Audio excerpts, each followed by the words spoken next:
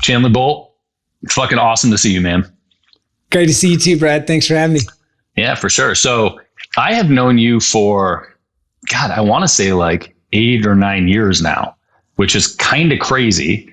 And I originally met you, Hal Elrod is a good friend of mine, and I originally met you at one of Hal's events.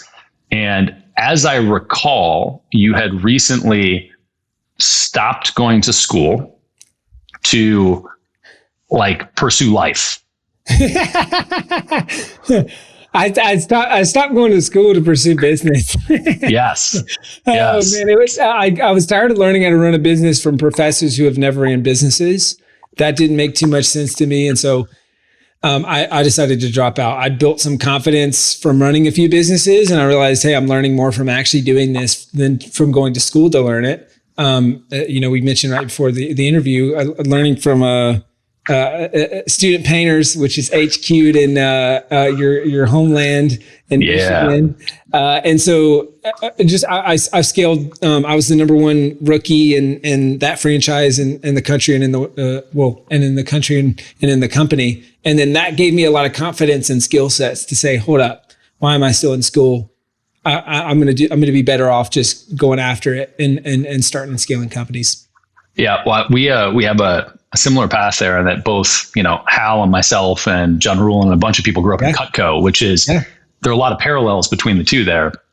But for me, the fundamentals of commission only sales were such a big deal in terms of building, creating, organizing, and running your own life. No doubt. I've tried to hire the elusive Cutco person at self-publishing school for years and years and years, because we hire direct salespeople into our sales positions. I think you and I have talked about this, but I think it's one of the best things you can do to develop as a young person, whether you want to go into sales, whether you want to go into entrepreneurship, or just learn people skills. Cutco, student painters, all those things. You learn more in a year or two there than you do in a 4-year education, in my opinion. Unbelievable. Really, really unbelievable. Totally. You end up being really, really self-reliant. And I think one of the core things that people fail to do is have the self-awareness to completely depend on themselves and realize that they are responsible for their outcomes, even when they don't feel like it. Yeah. So you started self-publishing school, and I'll do a little intro on this outside of this, but just background, I've watched you grow it over the course of the last 8 years, which has been just super fun. And one of the things that I really love about watching it is your transparency and sort of vigor for learning and improving, and how those two things are tied together. So you post on a routine basis your goals for the month, and they're on a little piece of paper, and you scratch them off as you accomplish them. I love it. So everybody gets to watch where you are, but I imagine that also gives you quite a bit of accountability in terms of hitting the goals.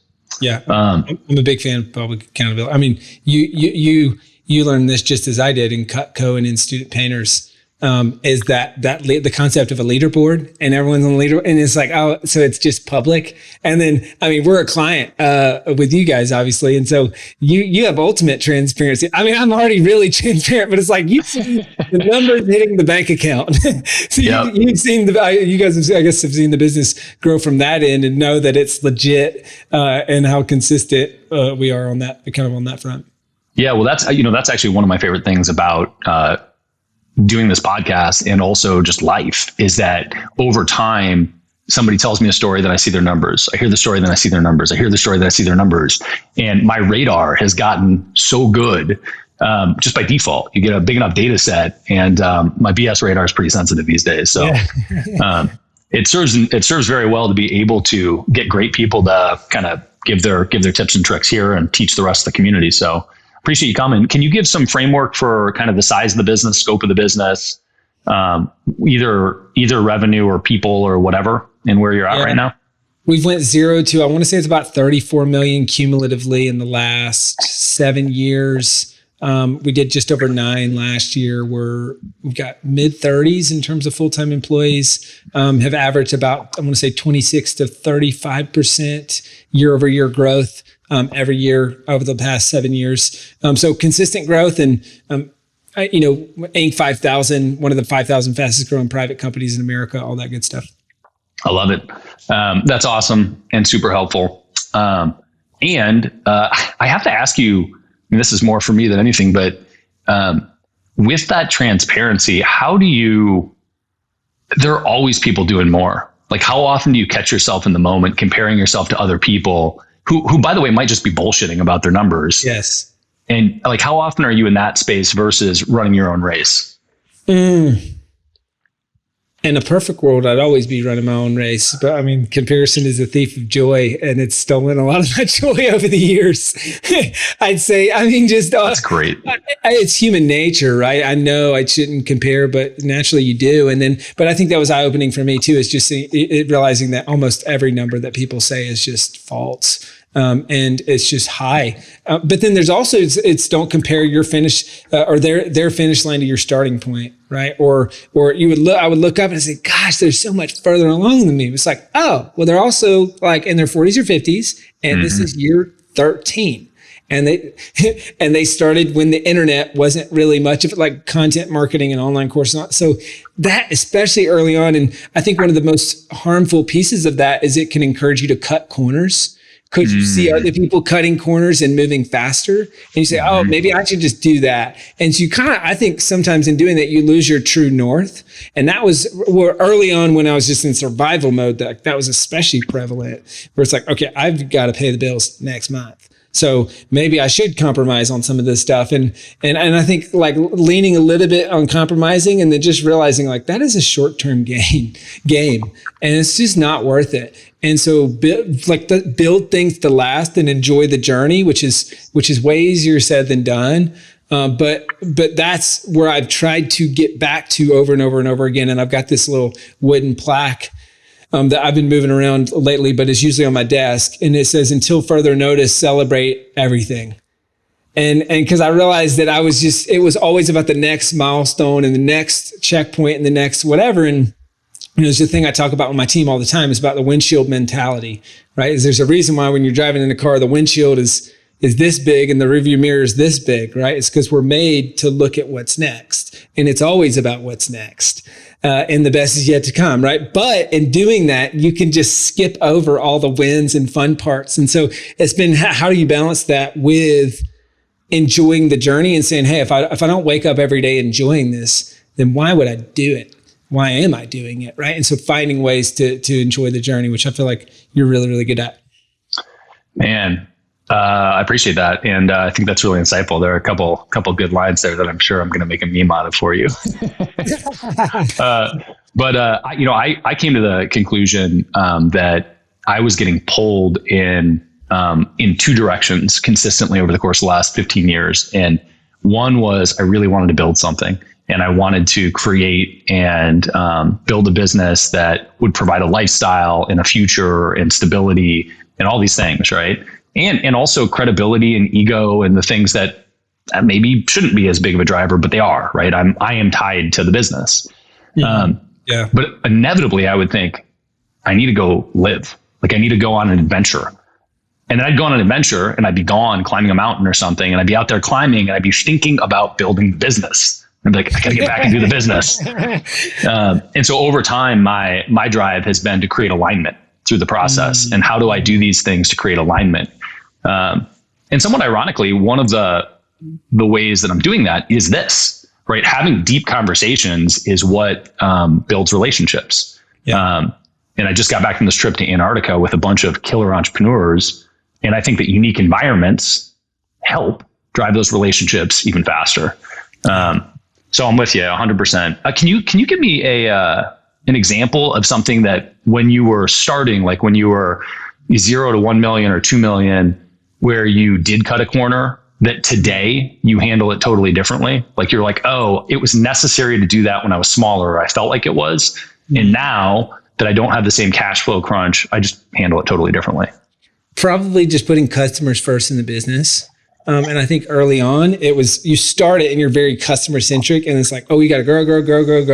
And then you lose side, without customers, we don't have business. And then in that, it was just making decisions in the day in, day out that are fiscally smart, but not building a long-term, solid business with happy customers. And so I think that was where I lost my way. I mean, I discovered, I went to an offsite and found out from one of my employees, my business partner was trying to kick me out of the business. We went through mediation. I negotiated a buyout right about the time when I thought I was going to make money. Because a lot of people think, oh, I'm going to have a 7-figure business. I'm going to be rich. 7-figure business means you might have a 6-figure job, might. Right. And oftentimes you don't even, but then I just remember at that point when I was about to finally say, all right, I'm finally going to make at least like a livable amount of money, went multiple 6 figures in debt, borrowed out of my family's retirement, to buy out my business partner, and that was when I think it really, like, the pressure got to me. And it was like, all right, this is my family's retirement, my parents' retirement, and from my brother, and actually, believe it or not, from Hal Elrod. Those are like the 3 people I've from. And I'm like, I've got to pay these people back. I can't not do it. And so then that pressure just causes you to make those short-term decisions and say like, oh, maybe this is like, I have a very strong moral compass, and maybe this is like 1-2 degrees off, and like, let's play in the gray a little bit. And it's just like, man, long term, ain't nobody got time for that. Like, why are you doing it? You're not building something sustainable. It's not a way I want to live and do business. And so those were all the types of things that I think compromised on, and then realized, all right, we got to come back to this and start looking even more long term and investing in successful customers, happy customers, a great team, like all those things. Yeah. I feel you. I think that for me, as I evolve through life as a human, both in personal relationships, whether it's family, friends, or acquaintances, and in business, how I respond changes, and it's more value driven today than I think it ever has been. And because I'll catch myself today, something will happen, and I'll think, oh, I feel like I should take. I feel like this is, I should take. And then in my head, I'm like, oh, but I don't really want to do that. Right. Like that's the short-term gain thing. Right. And really what I want is actually the best thing I can do is not negotiate for the best deal, but negotiate for the relationship. Yeah. Right. And drive the relationship forward. I love hearing that. So one of the things that is awesome about your company is that you're fully remote, and you always have been. So, we went through this whole COVID thing, and a lot of people were forced to go remote or figure out the remote thing. You have been fully remote since jump, right? Yes. So how do you think about building, and how has it changed over time, but how do you think about building a remote team and instilling culture in community? I mean, because that's my challenge, right? My challenge is like, I want people in house because I can go touch them, talk to them, and like build relationships. Yeah, it's tough, man. We've been remote first. I created kind of this, I've got this YouTube channel. It's a podcast. It's called the 7-Figure Principles podcast, but it's really just like a fun little side project. Because entrepreneur buddies kept asking me all these questions about business stuff. And one of them is one of the videos I created was how do you create culture on the team, on a remote team. And I think there's a few core components. And at the end of the day, I'm still somewhat undecided. Like, part of my keeping the company remote is I'm not willing to commit to a location.